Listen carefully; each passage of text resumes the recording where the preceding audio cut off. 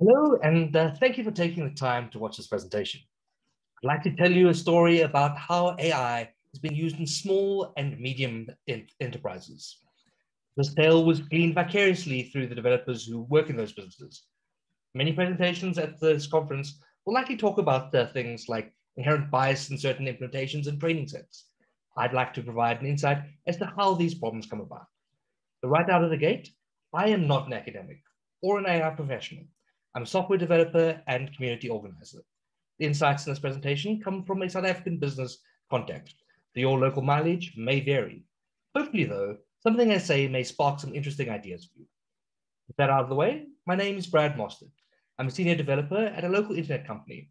In my time there, I've been fortunate to see the company grow from about 60 people when I joined to over 500 people now.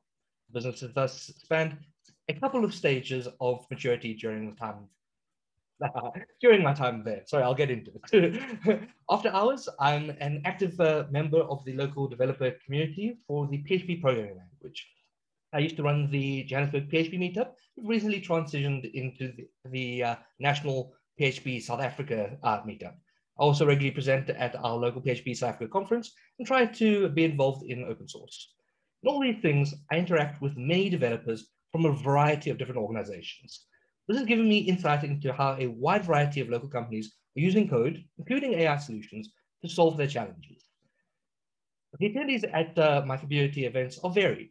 Some of our community members work for large insurance companies and online retailers, but most work for companies less than 20 people. These smaller companies not only have a web presence, but also develop web systems to support their back office and business operations.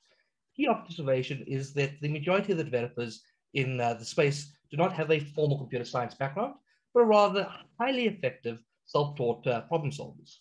To be clear, we're talking about a long tail of smaller organizations that are otherwise fairly difficult to rigorously survey. Now, I'm not sure if you've worked in a small business, but resources are tight. This means that naturally every team member has to fill multiple roles. For developers, this means that the same person that fixes the boss's printer is also integrating with your payment provider, and in addition, also experimenting with new technologies to try to generate some sort of competitive advantage. An example of the last role that's interesting to us today may be experimenting with the machine learning as a service offerings from the major public cloud providers. In this example, the first takeaway is to say that artificial intelligence is not a core business competency for these developers or their companies. If you think about it, the phrase even core competency is for a large organization. You know, the sort of company that might have analysts in some of their job titles. The other effect of limiting resources or of these businesses having limited resources is that they'll seek any competitive advantage that can be achieved by one or two people in a reasonable time for an achievable cost. Or more simply, you don't need to be an MBA to know that if you're in a small team, you'll pick whatever you can achieve yourself to make a difference with the small budget that you've got. But incidentally, this is pretty much why there are so many X as a service offerings to fill that niche. So let's start talking about where AI comes into the story. From my perspective, artificial intelligence has undergone an incredible change in the past decade. 10 years ago, while I was studying, I took a module in computational intelligence. We had to write our neural networks, genetic algorithms, particle swarm optimizations, and those sort of algorithms. While these techniques were not all new at the time, as we slowly hewed them from scratch, there was a definite feeling that you might just stumble into something new simply by virtue of needing to implement their algorithms yourself. While I acknowledge that maybe part of that feeling was undergrad idealism, I do believe that a good part was related to the fact that there was no easy access to things like TensorFlow or OpenCV or even GPT. So if we fast forward to today, things have come a long way. You can find YouTube videos of teenagers simply importing Python modules for those same algorithms, but using them to optimize play for their favorite computer game, for example. Similarly, in the business world, you can go through the AWS, GCP, Azure, or Watson catalog and pick an API that will simply do some machine learning for you. The improvement in access to these technologies, from my perspective, has been incredible. So what are my attendees using this sort of newfound access and almost renaissance for? Many of my attendees are actually doing some rather cool stuff with machine learning. Some of the more interesting examples include using sentiment analysis to guide the quality assurance process of their sport interactions, while others are using it to do a form of risk profiling to decide whether for certain clients they can offer service before the pending payments have actually cleared. Of course, all of us have seen these chatbots that are proliferating on web pages, but one of the examples that I like most was actually for a company that is a floor tiling broker, floor tiling. They added a computer vision option to their app that you could point the app at a flooring that you see somewhere, maybe in a restaurant or out in a shopping center, and it would recommend other tiles from their catalog that were good matches. And talking about this sort of thing brings me joy that I can share it with you. As one of the main ideas of a developer meetup is to share and discuss solutions. But while I was sort of discussing some of the solutions I mentioned above at my meetups, I noticed something odd. When I started to contribute to these discussions, I wanted to add things that I learned from my varsity course about particular technical questions. I asked things like the performance of models on unseen data, certainty intervals, fitness function thresholds, and sort of implementation details like cooling rates and choice of distribution of random numbers. What I found odd was that I simply got blank stares. Now, if you're watching this presentation and you lean more to the information science than computer science side, allow me to explain why these questions are important. When using any of the machine learning algorithms aimed at optimization, you're not looking for the best solution, you're looking for a good solution. This is because the problems you use these AI algorithms for are hard. If we knew a way to always get the best answer in a reasonable time, we'd simply call that solution an algorithm. But we don't know how to do that, so we're using machine learning algorithms to make a good guess. Now, with any system making good guesses, you naturally need to know how good of a guess you require.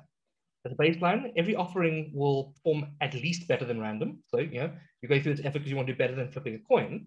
And we know for most cases, the performance is significantly better.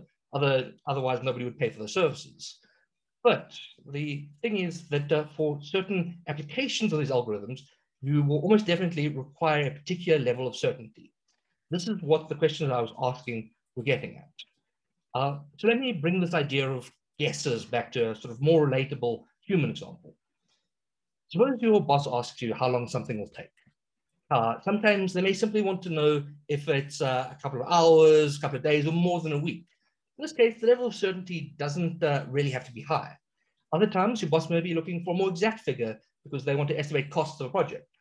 If while you're having to estimate for your boss, there are aspects that you're new to of the project, or there's a lot of dependency on external factors, you may intuitively inflate your estimate. You do this to take into account the uncertainty. You may even say something like, it'll take 5 weeks, give or take a week. With this in mind, what's concerning to me is that while these machine learning systems that my attendees were leveraging were obviously performing better than random, they weren't asking if the results being produced were accurate enough for their particular use case. I continued many of these discussions, and what I found is that while in some cases the information I was asking about was simply not available from the machine learning services my attendees were using, in many cases it was simply a case that this line of reasoning had not occurred to the developers. They were just using AI as one of the many integrations they maintain. From this, I think the next takeaway I want to give you is that both access to the information defining the confidence a particular algorithm's results have, and the education about how to correctly choose and configure an AI algorithm for a particular use case is something that we can definitely do better. And while I was thinking about this, I made a connection to the anecdote from Rear Admiral Grace Hopper that's mentioned in my blurb. She describes a particular occurrence from a time when computers were new to the business place, and it was commonplace to assume that output that came from a computer was correct because it came from a computer. We are maybe somewhat in a similar case for the maturity of where AI is currently. The other great comparison that occurred to me was that this problem is somewhat similar to the European spreadsheet risk interest group's finding that 90% of spreadsheets contain at least one error. Yes, they're a real group. Check them out if you like spreadsheets. But the thing was that these errors were obviously not enough to consider the use of spreadsheets a problem. But when adding up the cost of all these low occurrence errors over every business that uses spreadsheets, the cost is not insignificant. The use of machine learning in small to medium businesses, I believe, is the same.